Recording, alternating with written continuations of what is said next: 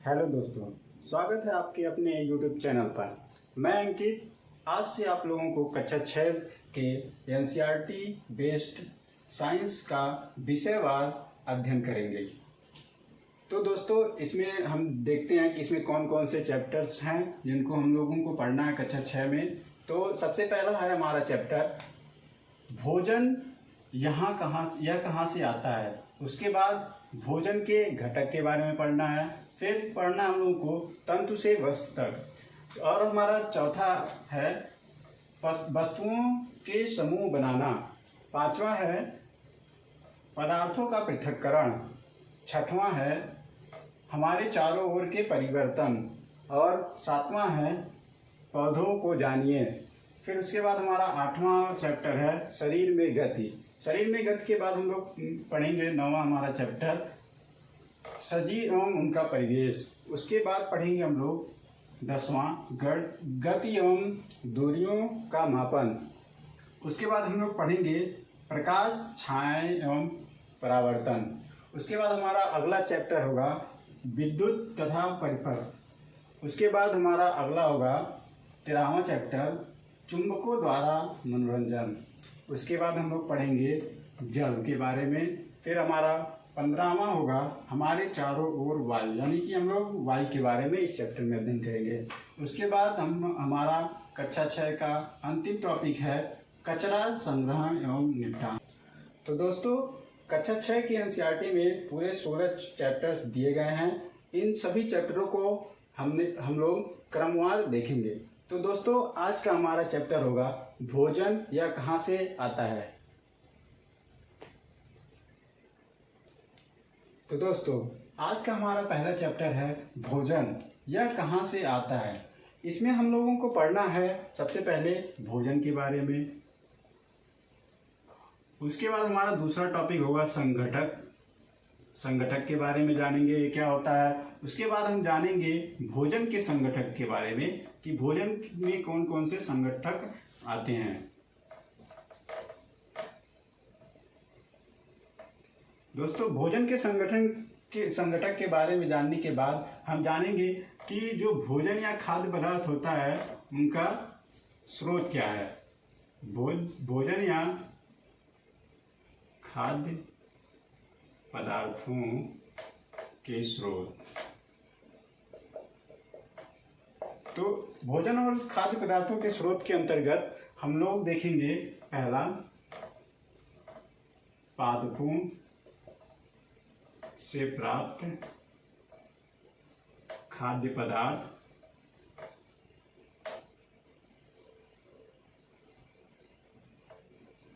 उसके बाद दूसरा हम देखेंगे जंतुओं से प्राप्त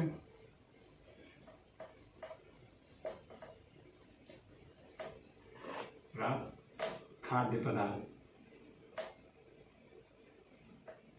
उसके बाद हम लोग जानेंगे कि जंतुओं की कितनी श्रेणियां होती हैं, जैसे कि उसके शाकाहारी भोजन खाने वाले जंतु, मांसाहारी खाने वाले जंतु और सर्वाहारी जंतु। तो दोस्तों, आइए जानते हैं सबसे पहले भोजन क्या होता है।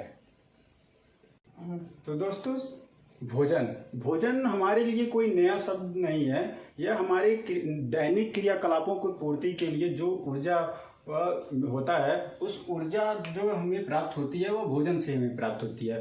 तो अगर हम भोजन की बात करें तो भोजन क्या क्या करता है, सबसे पहले हम जानते हैं तो भोजन हमारे दैनिक ऊर्जा को पूर्ति करता है। दूसरा है हमारे शारीरिक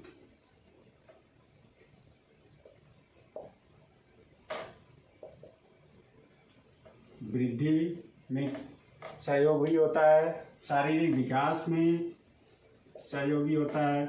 उसके बाद यह अन्य कारकों से या अन्य प्रकार से भी हमारे लिए लाभदायक होता है। तो दोस्तों, अगर भोजन के बाद हम लोग बात करेंगे संगठक की। संगठक किसे कहते हैं, सबसे पहले बात आती है संगठक क्या होता है। तो किसी भी पदार्थ को बनाने के लिए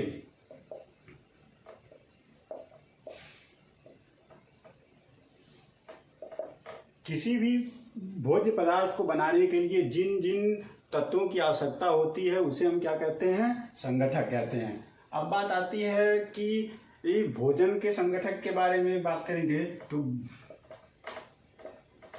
भोजन के संगठक, दोस्तों जैसा कि हम पहले जान चुके हैं कि संगठक क्या होता है। अगर किसी भी पदार्थ को बनाना है तो उसमें 2 या 2 से अधिक तत्व प्रयोग में होंगे तो उसी को हम लोग क्या कहेंगे, संगठक। और जब भोजन के संगठक की बात करते हैं तो भोजन में उपयोग होने वाले पदार्थों को क्या कहेंगे हम लोग, संगठक। मान लीजिए हमको अगर सब्जी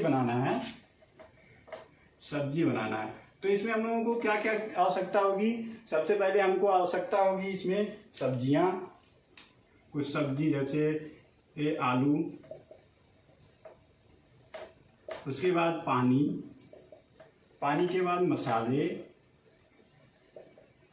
तो जो ये सभी तत्व या पदार्थ मिलके जो सब्जी का निर्माण कर रहे हैं इनको हम लोग क्या बोलेंगे, भोजन के संगठक।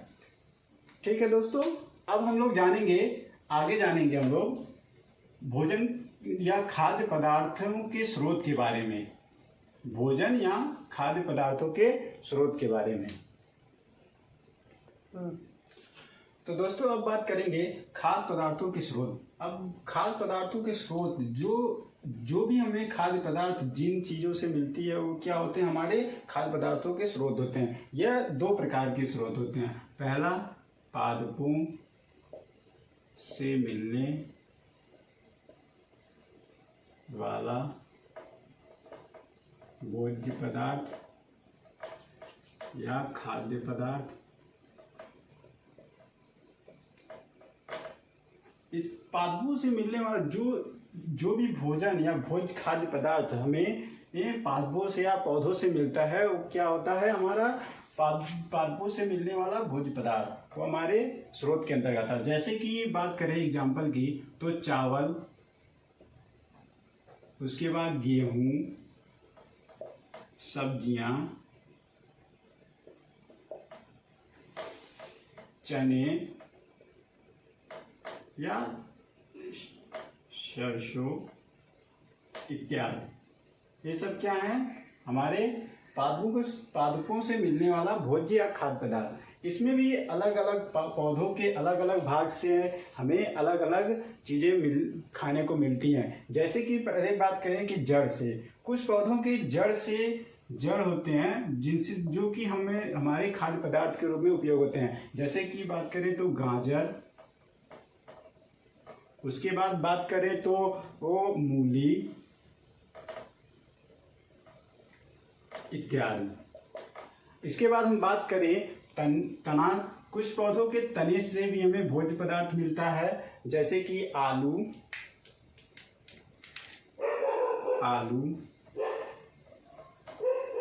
प्याज।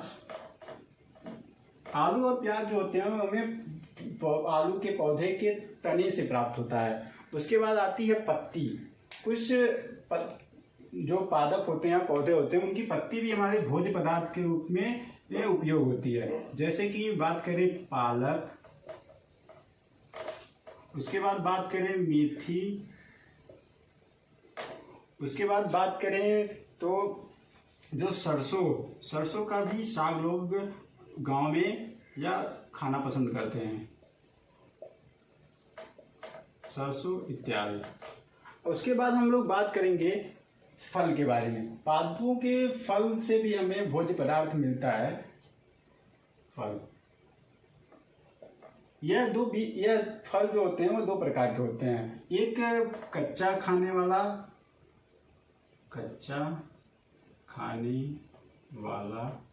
फल। यह फल हम जिसकी बात कर रहे हैं वो हम जो व्रत में खाते हैं उस फल की बात नहीं कर रहे हैं। जो ये फल होता है जो पौधों के फल होते हैं उसके बारे में बात कर रहे हैं। तो इसमें क्या क्या आता है, इसमें 2 प्रकार के, कच्चा खाने वाला फल जैसे आम, अमरूद, और दूसरा हो गया पका के खाने वाला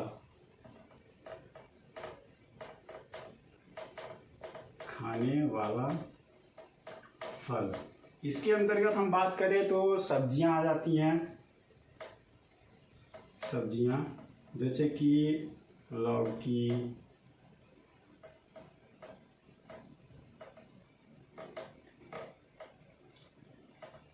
इत्यादि। तो दोस्तों हमने पादपों के बारे में जाना कि पादपों से हमें किस चीज़ से क्या क्या मिलता है। उसके बाद हम बात करें, एक इसमें आ जाएगा बीज। बीज से भी कुछ मिलते हैं, जो पादपों के बीज से भी हमको खाने को मिलते हैं। जैसे कि हम बात करें चावल और गेहूं की। चावल हमें जो धान होती है, धान के बीज से हमें चावल मिलता है। गेहूं भी हमें गेहूं के पौधे के बीज से ही प्राप्त होता है।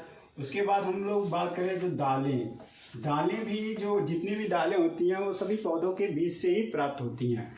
तो उसके बाद हम लोग बात करेंगे दूसरे हमारे प्रकार के बारे में, खाद्य पदार्थों के स्रोत के बारे में। उसके अंतर्गत आता है जंतुओं के द्वारा प्राप्त खाद्य पदार्थ। जंतुओं के द्वारा खाद्य पदार्थ, जंतुओं से प्राप्त खाद्य पदार्थ। जंतुओं से खाद्य पदार्थ यानी कि जो जंतुओं के उत्पाद होते हैं या उनसे जो प्राप्त होती हैं उसे क्या कहते हैं, हमें जंतुओं से प्राप्त खाद्य पदार्थ। जैसे दूध, मक्खन, अंडा, उसके बाद मांस, शहद, जो ये सब जो हमें खाद्य पदार्थ मिलते हैं जंतुओं से प्राप्त होते हैं। तो दोस्तों हम इसके बाद हम बात करेंगे कि ऐसे जो, तो दोस्तों अब हम बात करेंगे जो खाद्य पदार्थों के आधार पे विभाजित जंतुओं के। जैसे पहला है शाकाहारी जीव। इसके अंतर्गत ऐसे जीव आते हैं जो केवल शाकाहारी, जैसे सब्जियां या पादपों के उत्पाद को ही सेवन करते हैं। उसके जैसे कि गाय, हिरन इत्यादि। ये सब जो जीव होते हैं ये कुछ भी हो जाएगा, लेकिन यह मांस या अन्य जो जैसे शैवाल वगैरह इन सबको नहीं खाते हैं। ये सब बस शाकाहारी होते हैं और यह सिर्फ पादपों को ही खाते हैं। फिर दूसरा आता है हमारा मांसाहारी।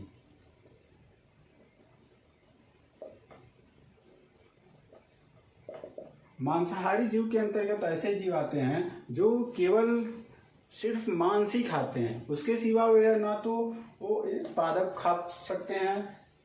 जैसे इसके अंतर्गत आता है शेर, बाघ। ये सब जो होते हैं ये सब जीव केवल मांस ही खाएंगे, मर जाएंगे लेकिन मांस ही खाएंगे, या पादप या पौधों को खाने नहीं जाएंगे। और एक तीसरा होता है सर्वाहारी। सर्वाहारी जीव के अंतर्गत ऐसे जीव आते हैं जो कि समय या परिस्थिति के अनुसार बदलते रहते हैं। अगर उनको मांस मिल गया तो मांस खाएंगे, अगर उनको पौधे मिल गए, हरे पत्तियां मिल गई तो उसको खाएंगे। इसके अंतर्गत हम देखते हैं कि कौवे, जो कौवा होता है यह परिस्थिति के हिसाब से बदलता रहता है। अगर इसको रोटी मिल गई तो रोटी भी खा लेगा, मांस मिल गया तो मांस भी खा लेगा। तो इस प्रकार, और मानव भी परिस्थिति के अनुसार हमारे अलग अलग देशों में अलग अलग परिस्थितियों में अलग अलग भोज्य पदार्थ प्रयोग करता है। तो दोस्तों आज हमने भोजन यह कहाँ से आता है इसके अंतर्गत आने वाले सभी तथ्यों का विस्तृत रूप से अध्ययन किया। अगर आपको यह वीडियो पसंद आई हो तो लाइक, शेयर और सब्सक्राइब करना ना भूलें। इसके बाद आने वाले वीडियो में हम दूसरे चैप्टर के बारे, भोजन के घटक के बारे में बात करेंगे। धन्यवाद।